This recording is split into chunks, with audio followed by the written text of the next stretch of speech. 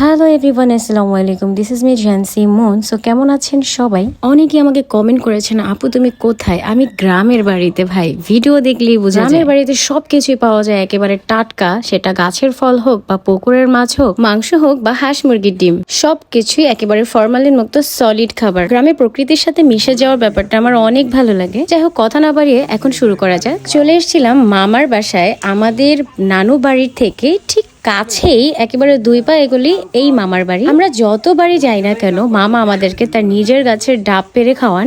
বরিশালে আইয়া ডাব পাড়তে আসি। ও বাংলা ভাষা। বরিশালে এসে আমরা ডাব পারছি। এই যে এটা হচ্ছে আমার মামা, তো মামা আমাদেরকে ডাব পেরে খাওয়াচ্ছে। এই কিন্তু খুব ভালো। উনি আমরা যতবারই আসি তার নিজের গাছের ডাব পেরে আমাদেরকে খাওয়ান। গতবার আসছিলাম, এই ডাব খেয়ে গিয়েছি।